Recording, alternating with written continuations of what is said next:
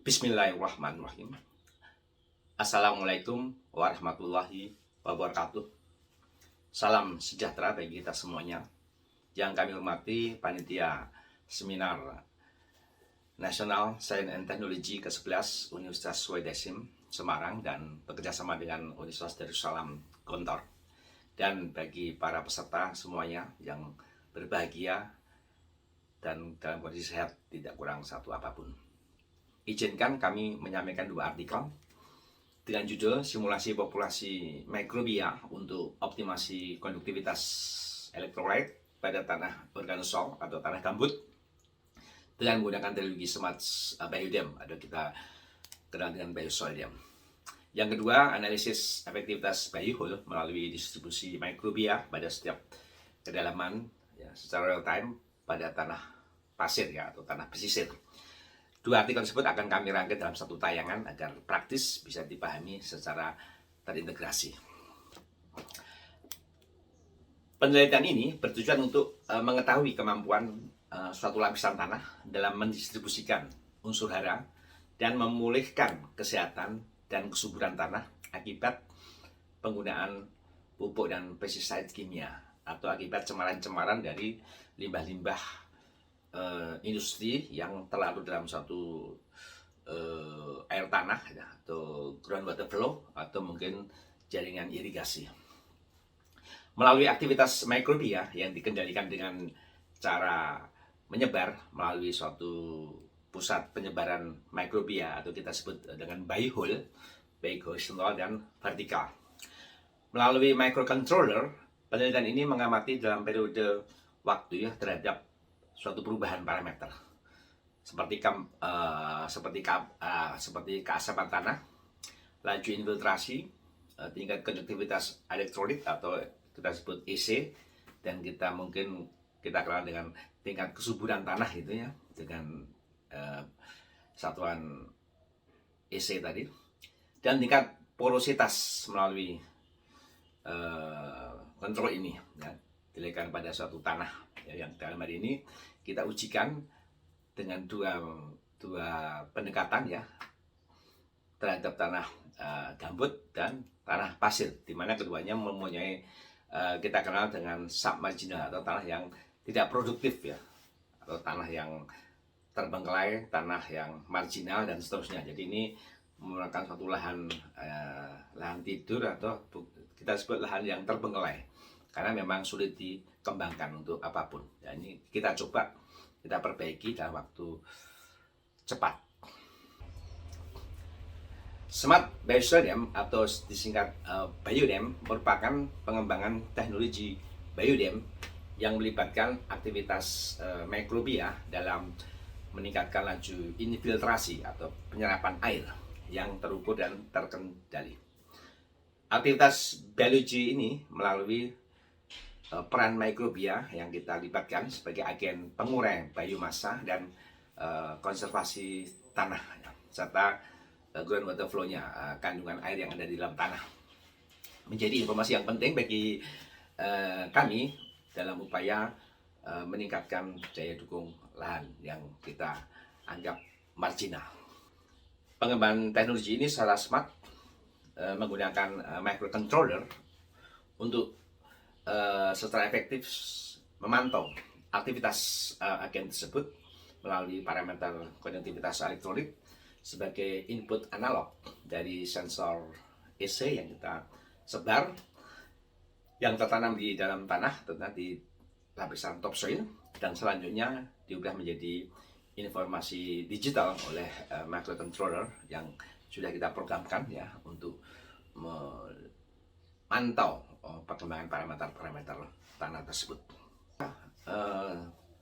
Smart Biodam selain memang bisa mengontrol peningkatan daya dukung lahan melalui parameter tadi, juga meningkatkan ketahanan suatu komoditas dalam rangka untuk menghadapi perubahan iklim global ya, global climate change, di mana dekade sekarang sejak tahun 1900 sampai 2010 ini terjadi tren kenaikan global main surface temperature atau temperatur permukaan ya rata-rata.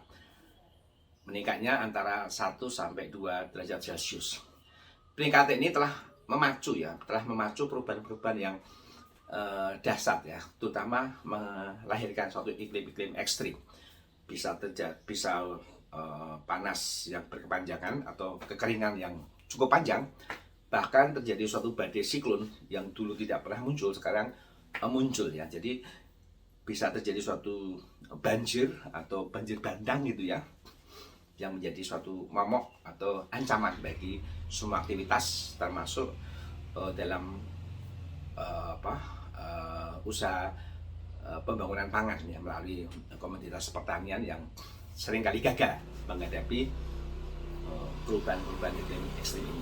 Hal ini dipicu oleh adanya suatu peningkatan ya karbon dioksidnya atau CO2-nya ya. Jadi kalau kita lihat peningkatannya nanti kalau ketika dalam kondisi normal ya, dunia masih virgin itu di sekitar 200 parts per million, dan saat ini meningkat menjadi 400, jadi bahkan mencapai 2 kalinya ya parts per millionnya. Jadi ini peningkatan karbon dioksida inilah bagian dari sumber pemicu daripada perubahan iklim global ini, sehingga kita perlu menghentikan ya dengan apa? Dengan membangun suatu konsep atau melahirkan kebijakan di mana kita tanpa harus melibatkan atau tanpa harus memproduksi atau menghasilkan karbon dioksida ya, salah satunya dengan smart biosodium ini. Jadi kita kembali ke alam dengan melibatkan mikroba tanpa adanya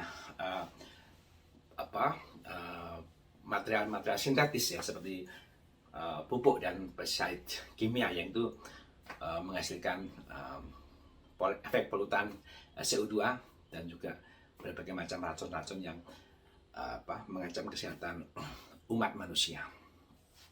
Untuk mengendalikan aktivitas agen hayati ya, diperlukan variabel lain ya, seperti informasi keasaman, kelembapan, dan temperatur tanah.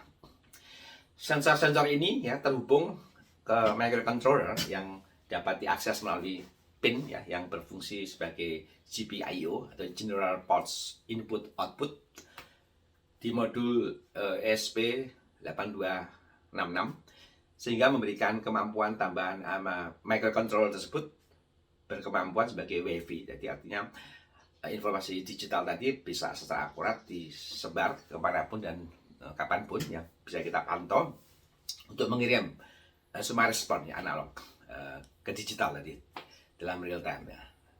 Hari ini kita atur ya, bisa memberikan informasi tiap detik, tiap menit, jam, tiap hari, dan tiap bulanan. Jadi akurasi data perubahan tadi bisa kita amati secara analisis dan juga makro analisis. Selanjutnya data tersebut dapat kita tampilkan dalam bentuk tabel infografis dan numeris untuk disimpan dan diolah melalui web. Nah, inilah sebenarnya manfaat smart biosodium. Ini berarti kita punya suatu teknologi untuk mengontrol suatu konservasi tanah secara real time, dan ini baru pertama kali di Indonesia, dan hari ini alhamdulillah sudah kita sebar di seluruh Indonesia, dan ini secara presisi kita bisa meningkatkan produktivitas. Jadi contohnya untuk padi, kita hari ini dengan smart biosodium kita bisa meningkatkan hampir 200%. Standar nasional padi, produksi padi itu adalah 5-6 ton per hektar. Lah hari ini dengan smart biosodium kita bisa meningkatkan menjadi minimal 10 ton per hektar. Nah, inilah sebenarnya manfaat smart biosodium tadi bisa kita terapkan dimanapun, kapanpun, bahkan di lahan-lahan yang marginal agar hasilnya meningkat tentunya dengan biaya yang murah di tengah perubahan iklim global ini. Penelitian ini kita gunakan microcontroller Arduino Uno, terus Wi-Fi ESP8266, dan beberapa sensor tanah ya, meliputi suhu dengan tipe DS18B20, sensor kelembapan dengan tipe V1,2, electrolyte conductivity dengan jenis G14PE, dan sensor keasaman dengan tipe SEN0161F2, LCD sebagai modul pengontrol dengan tipe HD 44780, biohull sebagai injektor untuk biosodium, biofertilizer Microbia alfalfa atau MA11 ya, dan beberapa kontrol infiltrasi meliputi double ring infiltrometer, Allen Mayer, Ebony level, stopwatch, ember plastik, dan beberapa alat-alat lain yang bisa kita gunakan untuk mendukung proses infiltrasi atau pengukuran infiltrasi. Horizontal biohull meliputi lubang kontrol yang kita pasang secara horizontal ya, dengan diameter 25 cm, kedalaman 40 cm. Di sekitar biohull kita pasang sebagai media peralihan antara biohull dengan tanah, sehingga penyebaran mikrobia dari biohull ke media tadi kita sebut primary radial flow, sedangkan penyebaran mikroba dari media tadi ke tanah kita sebut secondary radial flow. Sedangkan untuk biohull tipe vertikal ya, kita menggunakan diameter antara 30 sampai 100 gitu ya, dengan water catchment area atau daerah tangkapan biohull tadi 6x6 atau 36 meter persegi ya, tiap biohull. Jadi kita pasang secara teratur gitu ya. Jadi harapannya agar catchment area tadi mampu di cover oleh satu biohull tadi. Jadi dia sebagai resapan air infiltrasi tadi yang akan memicu aktivitas mikroba tadi, penyebarannya. Pengantar di mana inovasi Smart Biosodium menggunakan debit limpasan sebagai media distribusi agen hayati ya, melalui inlet atau inflow biohull sebagai pusat distribusi populasi mikrobia dengan air. Perhitungan debit limpasan dengan dasar rumus inflow biosodium memerlukan tahapan sebagai berikut, yaitu pertama kita melakukan analisis curah hujan dalam suatu daerah yang akan kita kembangkan atau kita tingkatkan sumber daya lahannya, menghitung luas daerah tangkapan air, serta menganalisis limpasan tanah atau batuan di lahan tersebut. Struktur biosodium dapat dibuat dengan lubang-lubang pada lapisan tanah tanpa atau menggunakan pipa air atau dengan pipa limpasan berlubang ya, yang memungkinkan mikroba menyebar secara radial. Kita dapat menghitung debit yang masuk ke dalam biohull sebagai fungsi dari karakteristik daerah tangkapan dengan suatu rumus yang kita gunakan hari ini adalah rumus rasional. Q sama dengan 0,278 dikalikan koefisien limpasan dikalikan intensitas hujan kalikan luas area lahan yang kita tingkatkan daya dukungnya. Sedangkan parameter kedua yaitu infiltrasi, sebagai di sini penyebaran mikroba sebagai agen hayati dapat dikendalikan melalui perhitungan laju infiltrasi ya pada radius titik dari biohull sebagai pusat penyebaran mikrobia dengan menggunakan metode Horton ya. Di sini metode Horton mengamati bahwa infiltrasi dimulai dari nilai standar atau F0 dan menurun secara eksponensial ke kondisi yang konstan atau kita sebut FC. Salah satu persamaan infiltrasi ya bisa kita lihat F fungsi waktu sama dengan F konstan tadi ditambah dari F0 kurangi FC kalikan eksponensial pangkat minus KT. Hasil simulasi berdasarkan variabel jumlah populasi mikroba yang dihasilkan. Simulasi pertama A atau simulasi A, masa vegetatif ya dicapai pada hari ke-18 dengan tingkat kesuburan 1050 mikrosiemens per senti, dan pada masa generatif dicapai pada hari ke-27 dengan tingkat kesuburan sama dengan 1525 mikrosiemens per senti. Aktivitas peningkatan ini dipacu oleh mikrobia dengan populasi 10⁻8 per CVU, sehingga waktu yang dibutuhkan untuk mencapai kadar hara optimal adalah 9 hari. Sedangkan di simulasi B, masa vegetatif dicapai pada hari ke-27 dengan angka fertility 1020 mikrosiemen per centimeter, dan pada masa generatif itu dicapai pada hari ke-42 dengan angka fertility di 1500 mikrosiemen per centimeter. Aktivitas peningkatan ini dipacu oleh mikrobia dengan populasi 10 pangkat 5. Jadi waktu yang dibutuhkan untuk mencapai kadar nutrisi optimal atau daya dukung lahan tadi itu dicapai pada hari ke-15. Sedangkan pada simulasi C, masa vegetatif dicapai pada hari ke-34 dengan tingkat fertility adalah 1015 mikrosiemen per cm.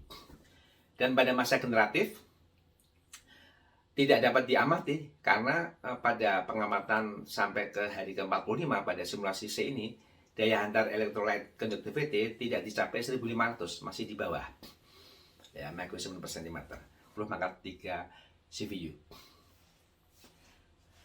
Keempat, parameter tanah tersebut di atas dapat dikontrol dengan laju infiltrasi, di mana grafik laju infiltrasi tadi ya menunjukkan nilai konstan pada tingkat 20 sampai 80 cm per jam dicapai setelah 25 hari dengan nilai berkisar antara 450 sampai 650 mikrosiemen per cm. Sedangkan aktivitas agen hayati pada tanah organosol dengan tingkat infiltrasi akan optimal pada hari ke-40. Maka dari hasil pengamatan tersebut pada artikel pertama, yaitu kita simpulkan bahwa pada tanah organosol, waktu peningkatan hara awal untuk mencapai standar EC pada pertumbuhan vegetatif lebih lama daripada waktu untuk mencapai periode generatif. Secara teknis, tanah organosol memiliki daya dukung yang cukup baik sebagai lahan pertahanan untuk semua komoditas. Karena apa? Mampu mencapai kadar hara untuk masa generatif cukup cepat, yaitu di hari 15. Ketiga, daya dukung sebagai lahan pertanian yang baik adalah karena didukung oleh populasi mikroba yang cukup. Atau sebaliknya, daya dukung lahan akan menurun dengan menurunnya jumlah populasi mikroba akibat penggunaan pupuk atau pestisida kimia atau cemaran-cemaran yang masuk ke dalam lahan tersebut. Misalnya seperti katalisa dalam penambangan ya, penambangan batu bara, nikel, bauksit, penambangan timah dan seterusnya, itu terjadi pencemaran yang sebenarnya tidak sangat layak untuk kita jadikan lahan pertanian. Namun dengan konsep Biosmart Biosodium itu lahan-lahan tersebut yang tadinya menjadi bekas pertambangan bisa kita perbaiki lagi. Keempat, penggunaan pupuk dan pestisida organik atau kimia yang berlebihan akan mengakibatkan keasaman tanah ya, dan membunuh mikrobia tanah sehingga akan menurunkan daya dukung tanah tersebut ya, baik lahan gambut, lahan pasir dan seterusnya dalam jangka pendek maupun jangka panjang. Simulasi kesuburan tanah pasir pantai menggunakan dua tipe biohol, yaitu tipe vertikal dan tipe horizontal ya, di mana kedua tipe tadi menggunakan populasi mikroba 10⁸ per CVU ya. Hanya bedanya adalah di biohol vertikal kita menggunakan diameter 30 cm, kedalaman 80 cm. Sedangkan di tipe horizontal kita menggunakan diameter 25 cm, sedangkan kedalamannya hanya 40 cm. Mikrosiemen per cm. Kondisi hara awal sebelum simulasi, nilai kesuburan tanah adalah 546 mikrosiemen per cm dengan jarak 3 meter dari pusat biohol, dari satu titik untuk tiap kedalaman 10 cm ya. Nilai EC diukur hingga kedalaman 90 cm yang diamati secara real time setiap 5 hari, dan hasilnya sebagai berikut. Di biohol vertikal yang pertama, nilai EC kedalaman 10 cm, kita lihat tren datanya adalah di hari ke-35 itu 550, di hari ke-40 dia naik menjadi 817. Sedangkan di hari ke-50 dia mulai turun menjadi 600, di hari ke-60 menjadi sekitar 500. Pada nilai EC di kedalaman 26 cm ya, kita lihat trennya juga di hari ke-35 itu nilainya 550, dia akan naik terus di hari ke-40 menjadi 1.200 dan akan turun lagi di hari ke-50 menjadi 900 dan hari ke-60 sedikit konstan di 918.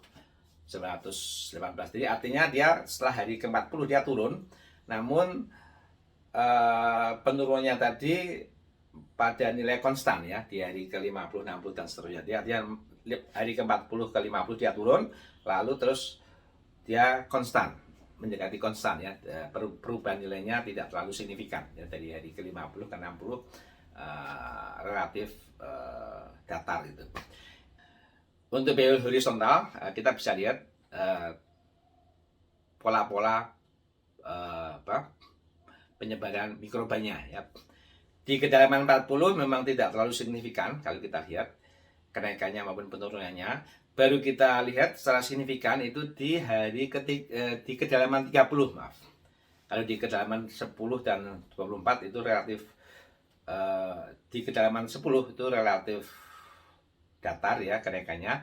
Sedangkan di kedalaman 24 baru signifikan kenaikannya, yaitu dari 500 ke 900. Sedangkan penurunannya tidak terlalu signifikan di hari di kedalaman 24.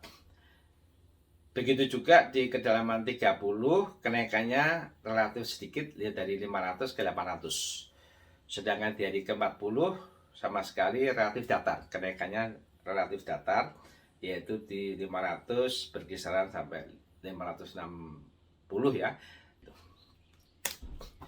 Kesimpulannya bisa kita tarik melalui tulisan ini ya, dari pada lapisan pasir pantai yang memiliki porositas cukup besar, maka kecepatan kenaikan nilai EC cukup besar sehingga pada hari ke-35 telah mencapai nilai EC maksimum. Namun juga mengalami penurunan yang cepat di mana telah mencapai nilai EC pada titik puncak grafik ya, cenderung menurun tajam sehingga pada sampai batas nilai EC awal. Jadi kalau sudah pada EC awal dia akan stabil lagi. Sehingga pola grafis pada lapisan pasir menunjukkan perubahan nilai EC cukup dinamis, yaitu cepat naik kemudian turun dengan cepat.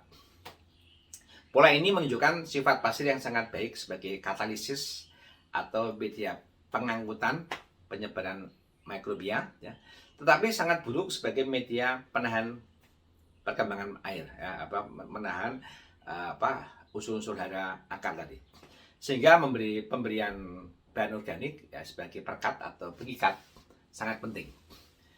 Jadi di sini sebenarnya pasir sendiri menjadi suatu distributor nutrisi yang cukup bagus, hanya harus diimbangi dengan suatu pengikat-pengikatan atau filler agar setelah inflow mikrobia atau nutrisi tadi kita berikan, dia tidak mudah lepas juga, jadi tetap kita tahan.